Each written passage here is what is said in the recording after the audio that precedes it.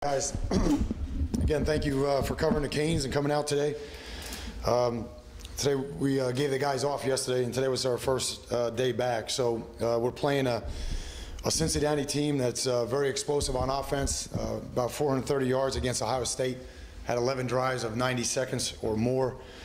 They got a quarterback that can really pull the trigger. If he's unavailable, they have another quarterback that's a proven winner.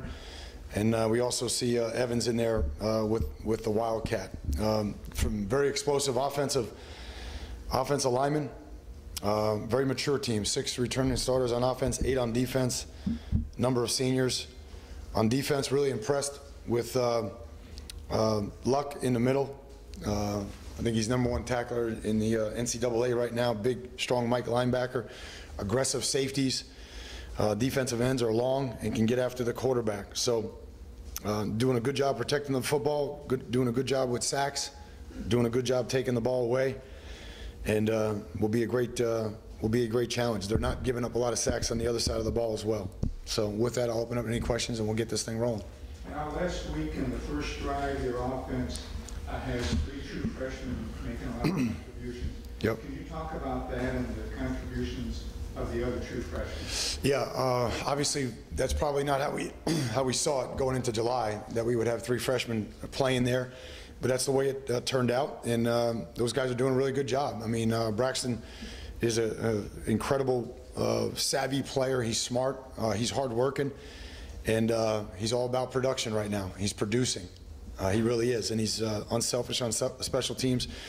Nick Linder, what can you say? He was ready for his opportunity. I kept watching that matchup to see if I was going to have to put Feliciano inside or make another substitution, and that really wasn't the case. I think Nick did a really good job. He held up, as I told you before the game. Nick's strong, so I didn't think that would be the issue, and he played with a lot of poise. And then obviously Brad, is really, he's been in a lot of, big time environments, and he's performing better and better each week, and I think he knows we have to get the interceptions taken care of, in terms of our turnover ratio for our team. I mean, there's a lot of other, obviously Chad Thomas played a lot last week, Darian Owens. We didn't want to slow down Anthony Moten's progress, so we asked him to go to the scout team last week, and he did a really good job. So we expect him to play a lot of football for us this week, because he did a great job last week, playing the same techniques that he'll play this week. So, Joe Yerby, it's a group that's really helped our team. Let's put it to you that way. It's a group that's really helped our team, and they're doing a good job. Is Thomas okay? Chad? Yeah, he's ready to go. Yeah. Because of the other night, or? Yeah, just because No, I mean, he just has never been in that game. I mean, they were, obviously getting cut a lot, and I think they nicked him up a couple of times, but he's good. How's Casey, McDermott, and Taylor? Yeah, so, Taylor, Susan, Taylor's ahead of KC. I don't know what that means. We'll have a better idea after Saturday. We're hopeful for Taylor for Virginia Tech. Casey would be probably a little bit after that. But that's the way we're proceeding right now. Okay, so hopefully Taylor back at the end of next week. Coach, there's been so much talk about defense and the defensive shortcomings. What did you see on offense that perhaps could have done better to overcome some of those issues? Yeah. Again, and again, I think for us, and it's always been that way when you play an option team, you have to beat them as a team. You have to beat them in field position on special teams. Great example, opening kickoff, line drive, 3.4 hang. They return it to the 38 or whatever it was. 2 penalties. We aided them on the drive on top of that. So we made it really easy. They got 1 first down there at midfield, right off the bat. So we didn't help them there. Offense, we didn't possess the ball. I think we were 1 of 5 on 3rd down. Obviously converted a big 4th down. Thought we had a lot of momentum going. We get in the red zone, throw an interception. That would have been big turning point in the game, because you convert, you believe in the kids, you convert on 3rd and 1. I think it was on our own 30, whatever, one or whatever. We go down, we throw an interception. So 2 red zone interceptions, and 1 of 5 on third down. We didn't possess the ball enough on that side, and because we didn't take it away or get a fourth down stop, you know, you lost a lot of time possession and a lot of opportunities for our offense.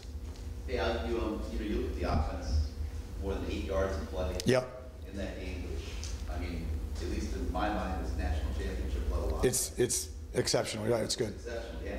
And going back now, going into last season, third down. Yeah. For a bizarre reason, has been a just massive problem. Yeah. Have you guys been able to figure out? Yeah, like how you can have an offense that's performing at such a high level but can't convert third downs? Yeah. The first one we dropped. You know, the first one in the game we dropped, and you know, maybe it's like a hitter. You know, maybe we just got to stop thinking about it and just start going, because we've looked at it, we've managed it in a lot of different ways. That was an unfortunate way to start the other night, though, with a drop on third down. You know, Gary. So again, there's no excuses there, Gary. At the end of the day, we needed to go 3 for 5 or 4 for 5 to get the offense to 58 reps. The defense needed to stop on at least the 3, third, and medium to long, or the 4 of them, excuse me. You know, for instance, Gary, on 3rd and 6, we get a PI. Well, that led to the only other score other than the first drive in the first half. You know, that's a big play. It's a big play in the game. And so that helped them convert on third down there. And, you know, we just got to, you know, we're looking at it every way possible, Gary. And, you know, we just got to relax. We got to relax and execute on third down right now. Al, can you compare a little bit Nick with big brother Brandon? I think they're different players. Yeah, they're different players. You know, the interesting thing there is Casey's a lot more like Brandon, and Nick's a lot more like Shane. And I don't mean just in stature, but in how they play the game. So Nick is a leverage guy. He's very strong. He played strong the other night. He's scrappy. He'll find a way to get to the second level. He did a really good job there. But it's tough to compare him to Brandon. Brandon's so much longer. You know, a little bit different player. But ironically enough, Nick's a little bit more like Shane in that they play that inside game, you know, really physical, really stout. They're scrapping every play. And it was effective for him the other night. I was really proud of him. That's a tough spot to be in. Proud of him. What about his personality? Is he quiet? I mean, Brandon started quiet up or talkative. Okay, so I think it's going to be the same thing. It's a quiet confidence. You know, and even when I was trying to relax him in the final 48, yeah, there was nothing coming back that said this is going to be too big for him. And even in pregame, and then he goes out and does it. So big moment for him, and now he's got to grow a lot between that one and this one. Obviously Nick started at guard. Who would have backed him up, I guess, Saturday? Is it still the same guy? Yeah, so again, Gall came off the injury, but he didn't really come off the injury until Wednesday or Thursday of last week. And then Wells is in that mix, and then Trevor Darling. You know, John could also go back in the guard, and Trevor could go outside. I thought we were going to get to that Saturday night. We did not have enough reps to get to that. I don't even. We ended up with 40-something reps, so we didn't get to that. And then we got behind, so it wasn't time to do that. So you could see Trevor at right tackle, John at left guard, and then Gall and Wells in there at guard as well. Coach, switching over to the defense. Yep. You said this week that execution was the biggest problem, and 2 weeks ago against Nebraska, the doctor said execution was the biggest problem. Why aren't players executing? Is it their own mistakes, or Again, I just want to be clear what I said 2 weeks ago or after Nebraska. Execution starts with the head coach and goes all the way through the organization. So just because I'm saying execution is the issue doesn't recuse anybody. Me, the staff, the defensive leaders, or the defensive players. So when a player doesn't execute, we all fail, bottom line, on game day. And if we don't have the right call and we don't execute, we all fail. So it's immaterial who we think the source is. When we don't execute, we all fail. So I think if you look back at that game, we have to get off the field on third and down, especially the third down and medium to longs that they're not equipped for. We did not make them pay there, and we did not take the ball away. And if you don't take the ball away or get a fourth down stop against them, it's going to be a long day. And it made for a long day that was compounded by the fact that we didn't convert on the other side of the ball. So there's a lot of things that we have to fix. But other than that, we're moving on to Cincinnati because they obviously, with 430 yards against Ohio State, can pose a lot of explosive issues. Big picture through half of the season, how do you assess Brad Kai's? I think he's doing really well. I do. I think he's doing really well. I know he would like to have a couple throws back. I don't think there's any question about it, but I think he's doing really well. He's poised. He's distributing the football really well, Matt. And he's got into some big-time environments and answered the bell. You know, again, I've been around first-year starters, you know, in my career that couldn't do what he's doing right now, even though maybe they were starting later in their career. So he knows what he needs to fix, and we can't, you know, you've never heard me say, you know, he's a freshman quarterback, because that can't become part of, you know, our thinking, that it's okay to throw interceptions. It's not okay. He's our starting quarterback, so it's not okay to throw interceptions. You know, find your outlet, or you know, find a way to protect the ball, but we can't throw interceptions. With the quarterback situation, I just wondered, it looks like Gunner is probably going to play, but how does that impact your preparation? Are there any changes in the way you approach the game, not knowing? No, I think we better be ready for all three of those quarterbacks. You know, Gunner, who's over 315 yards a game right now, big arm, pocket presence, a lot like what we see from Brad. You know, Munchie, who's a winner, a little bit more elusive, and then they have a wildcat package too with Evans. So you know, we have to be ready for all three of those packages. If one of them doesn't show up in the game, well, that's part of the cost of doing business. You know. Hey, Al, Stacy Coley coming to the season, you're thinking he's going to be certainly one of the more dynamic players in the ACC, if not the entire country, and it's really been, like, other than a few bubble screens and stuff, Yep. like, just totally invisible. Yep. I mean, you have a true freshman coming in, making a far greater impact than Stacy has. What's going on? So I'll answer your question without comparing him to anybody else. We got to get him going. We have to do a better job as a staff getting him going. He has to do a better job on the details every day. Obviously, you know, Gary, maybe the Duke play could have sparked it for him, could have got it going for him. We didn't come through there. But we need his explosiveness, Gary. We need it. Now, having said that, Malcolm, Herb, Phillip have all picked up for him, but we would love to get him going. And we're going to have to find ways to get him the ball, to get his, you know, get his rhythm. I don't want to say confidence, because I think he's a confident kid. I think he's working hard again. I think he's focused. And I don't want him to press. He's just got to relax. We got to find ways to get him the ball and then get him going. But coach has got to do a better job. Stacy's got to do a better job every day in practice, and Stacy's got to do a better job just focusing on the little details. And I think collectively we can get this fixed. And maybe you're answering our questions. You had mentioned that a couple of times, just kind of relaxing. Would you say that that's kind of an issue now? You know, kind of 3 tough losses. No, I don't think. I think we were. You know, it's hard to say. You know, Matt, we didn't win the game the other night, but let's not say we didn't prepare, invest in the game, and weren't ready to go. I mean, when you walk into stadiums like that, and you can just go down the field, you're ready to go. You know, and you know, I don't think that's an issue. I'm just simply saying that on third down, like Gary said, we have been working the heck out of it. The defense was much better against Duke, and then you know. They jumped from 40-something% a year ago against us to 64%. That's a big deal, man. If that's 3 more or 4 more first downs, man, you're defending 15, 18 more plays. That's a big deal. And we didn't get a 4th down stop this year. So I don't want to make that big, you know, I don't want to make that bigger, but most particularly on offense.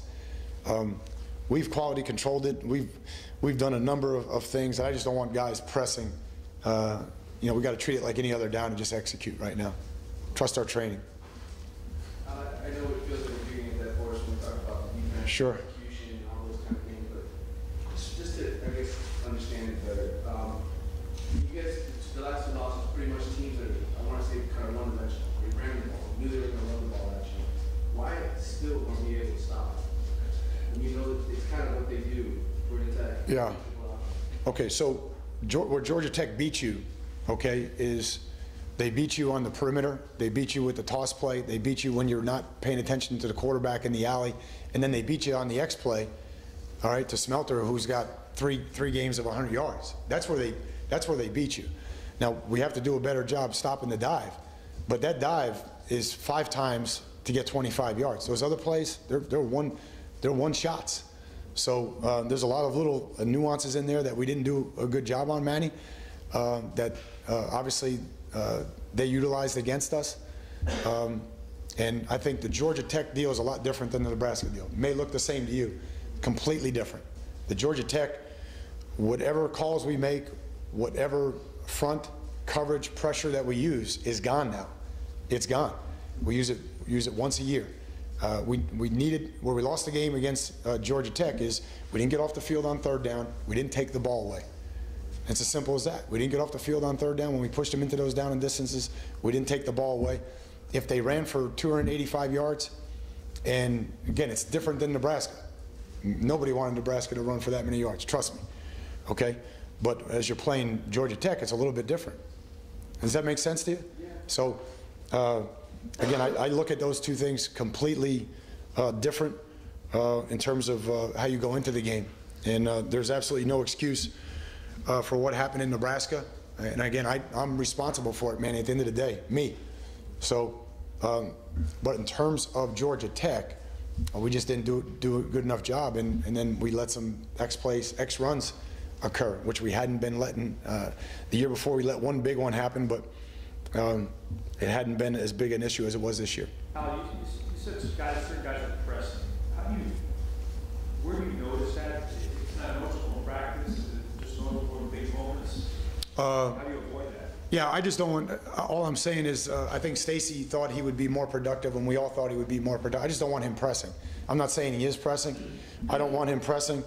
And the issue that we have on 3rd down right now, we're not going to solve by worrying about it. We're going to solve by evaluating and choosing a course, executing it, supporting it every day, and then going out and doing it. So, but in terms of pressing, no, I don't see that. You know, we had a good look today. We got a lot done, and I think the guys know there's a lot to play for.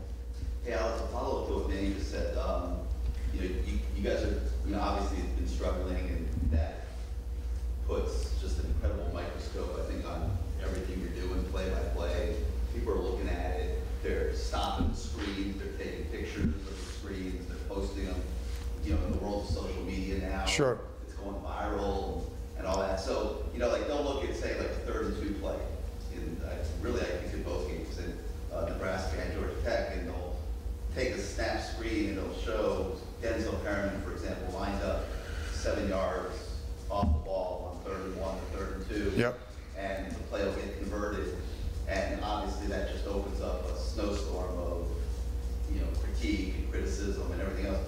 What, I guess, would be the explanation for things like that might be contributing to the struggles that you guys are having in situations like that and getting off the field on 3rd down?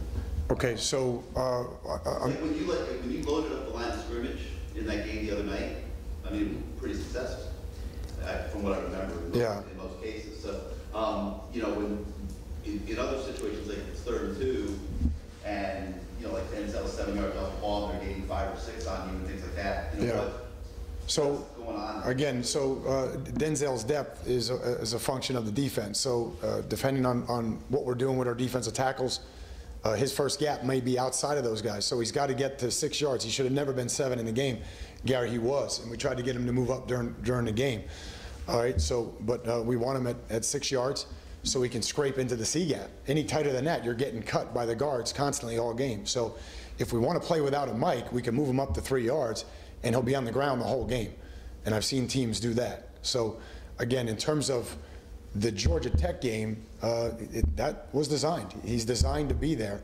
And you know, the tackles and perhaps one of the outside linebackers who is blitzing is responsible for the dive. Okay, and many times he's responsible for the dive, but there's many times where we're asking him to scrape fast because one of the outside linebackers are coming. Gary, I have no idea, living in your world, what picture that was, but if he was back, I don't want to live in that world. I feel like I am. Yeah. So I guess what I'm saying to you is we move him back in certain instances because we're bringing one of the outside linebackers, and that his first gap would be outside the outside linebacker. So again, I don't know which play you're talking about, but again, I just think the last 2 years we beat that team, you know, whatever, the last 3 years, running the same stuff. Running the same stuff. We got takeaways, we got third down stops, we got a fourth down stop, and the offense in both years was, I think, 50% last year on third down, 60-something the year before out in Atlanta. That makes it a markedly different game, makes it markedly different. So, you know, again, that's just, you got to beat that team as a team. And we didn't play well enough on defense. We didn't get off the field on defense.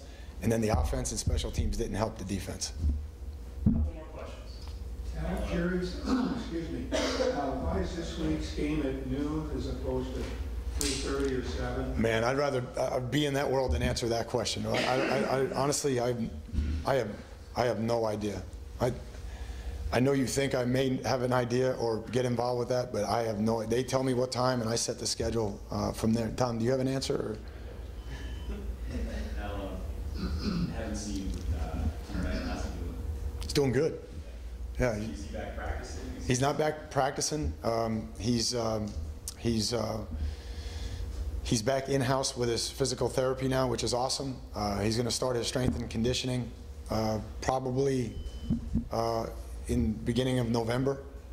Man, he's doing great. He's back in school, but he's making a lot of progress, and couldn't be more proud of him. I mean, really, really tough young man, and has the resolve and determination, and just really doing really well. Last question.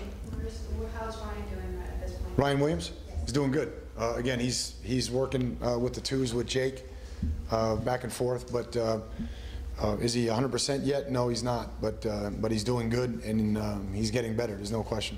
Al, do you guys want about trying to get a medical red shirt on him? Yeah,